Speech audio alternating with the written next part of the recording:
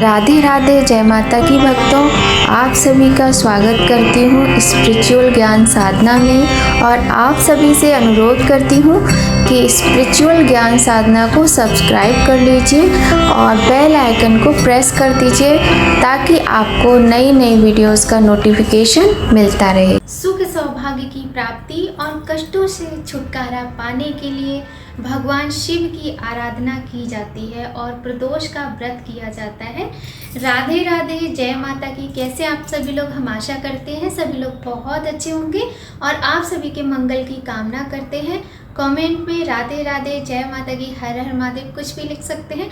और आप सभी का बहुत बहुत स्वागत करते हैं स्पिरिचुअल ज्ञान साधना में।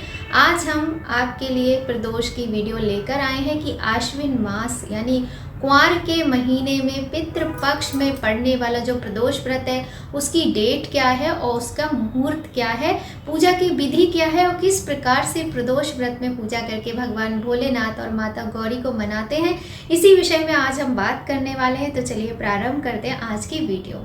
जैसा कि आप सभी जानते हैं कि प्रदोष व्रत भगवान शिव को समर्पित होता है। भगवान शिव को मनाने के लिए सबसे उत्तम उपाय है प्रदोष का व्रत रखना और विधिवत पूजा करना। अब हम बात करते हैं कि भगवान शिव जी जो हैं वो माता पार्वती के सहित यदि उनकी पूजा की जाती है तो वैवाहिक जीवन में सुख शांति आती है, संतान की कमी नहीं होती है और भगवान का आशीर्वाद प्राप्त होता है। घर में सुख सौभाग्य की प्राप्ति होती है, कष्टों से मुक्ति मिलती है। तो बात करते हैं कि आश्विन मास अक्टूबर के महीने के पितृपक्ष के इन दिनों में प्रदोष व्रत किस दिन रखा जाएगा, त्रयोदशी तिथि का प्रदोष व्रत कब आएगा। तो 11 अक्टूबर दिन बुधवार, नोट कर लीजिएगा, ध्यान दीजिएगा। 11 अक्टूबर दिन बुधवार 2023 को प्रदोष व्रत रखा जाएगा, क्योंकि जो त्रयोदशी तिथि है वो हमें प्रदोष काल में बुधवार को ही मिल रही है।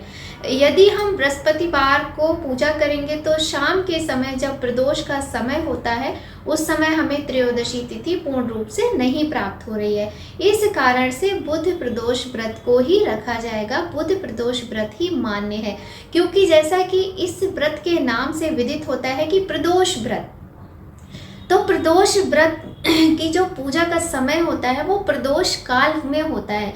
त्रयोदशी तिथि में जब प्रदोष काल होता है उस दिन जो पूजा की जाती त्रयोदशी तिथि के प्रदोष काल में, उसी दिन प्रदोष का व्रत रखा जाता है। तो उसके अनुसार प्रदोष व्रत अक्टूबर के महीने में कुंवार आश्विन मास में कृष्ण पक्ष में, ये पितृ पक्ष चल रहा है, पितृ पक्ष में प्रदोष का व्रत 11 अक्टूबर दिन बुधवार को रखा जाएगा। इस प्रकार से बुध प्रदोष व्रत इसे कहा जाएगा। तो भगवान शिव जी को मना लीजिए। भगवान शिव जी के प्रति ये व्रत समर्पित है। भगवान शिव जी, माता पार्वती, गणेश जी और शिव परिवार के समस्त परिवार, शिव जी के समस्त परिवार की पूजा अर्चना का विधान है प्रदोष व्रत में। अब हम आपको बताते हैं प्रदोष व्रत का समय क्या है। प्रदोष व्रत में पूजन का समय क्या है। 11 अक्टूबर शाम को 5:56 से, ध्यान दीजिएगा, 5:56 से 8:25 तक प्रदोष काल का मुहूर्त है। इस काल में, इस मुहूर्त में यदि आप पूजा अर्चना करते हैं भगवान शिव, माता पार्वती की, तो आपको अनन्य फल की प्राप्ति होती है, आपको बहुत अधिक पुण्य फल की प्राप्ति होती है। तो 11 अक्टूबर दिन बुधवार को प्रदोष का व्रत रखा जाएगा। इस दिन त्रयोदशी तिथि में हमें प्रदोष काल मिल रहा है। और आप सभी जानते हैं कि प्रदोष व्रत जो है भगवान शिव जी को समर्पित है। तो प्रातःकाल उठकर नहा धोकर स्नान आदि करके स्वच्छ वस्त्र धारण करके, आप चाहें तो लाल रंग के वस्त्र पहन सकते हैं। पुरुष यदि व्रत करते हैं तो उनको श्वेत वस्त्र धारण करने चाहिए, क्योंकि भगवान शिव को सफ़ेद रंग बहुत अधिक पसंद है। किंतु यदि स्त्रियां हैं तो वो लाल रंग, गुलाबी रंग, पीला रंग, नारंगी रंग, कोई भी रंग पहन सकती हैं, क्योंकि हमारे हिंदू धर्म में हम लोग सफ़ेद रंग को बहुत अधिक अच्छा नहीं मानते हैं। तो इस बात का आप ध्यान रखिए। बाकी जैसा आपका मन करे, सच्चे मन से, सच्चे भाव से इस व्रत को, इस पूजा को कीजिए, है ना।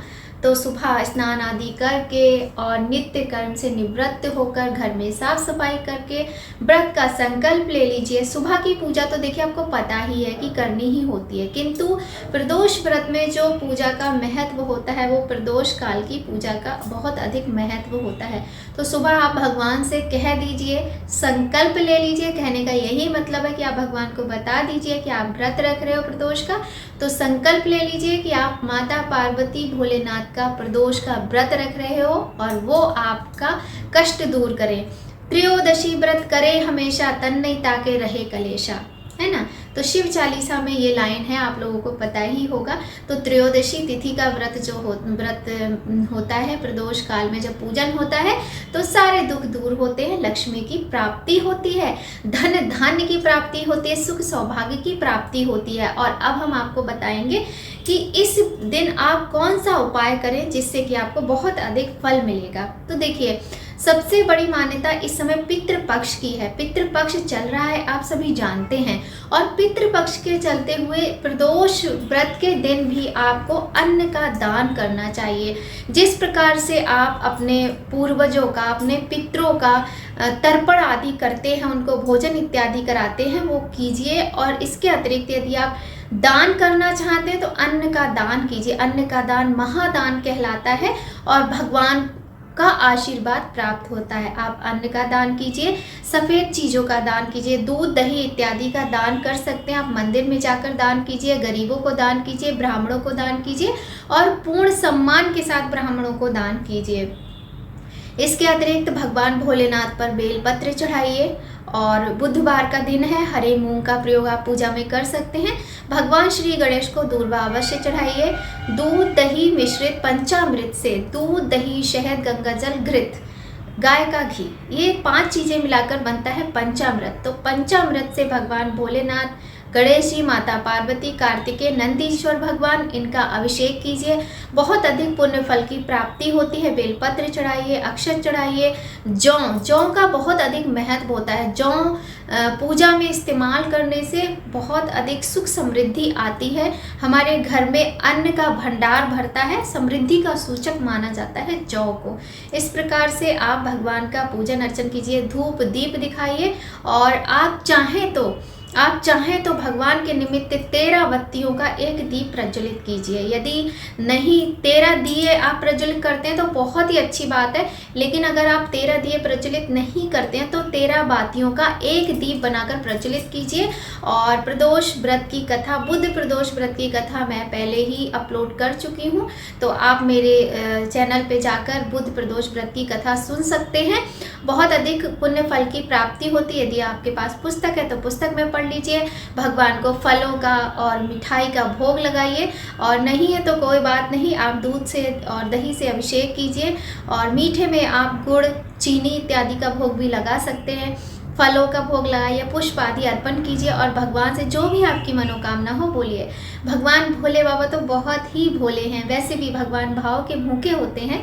तो आप माता पार्वती के सहित शिव जी के परिवार की पूजा कीजिए प्रदोष व्रत में। भगवान भोलेनाथ आपके भंडार भरेंगे। और पितृपक्ष में यदि आप पितरों के निमित्त दान आदि करते हैं प्रदोष व्रत में, तो आपको बहुत अधिक पुण्य फल की प्राप्ति होती है और पितृ दोष से मुक्ति मिलती है और पितरों का आशीर्वाद प्राप्त होता है। आशा करते हैं आज की वीडियो आपको बहुत ही हेल्पफुल रहेगी। अगर आपको पसंद आए तो लाइक कीजिएगा।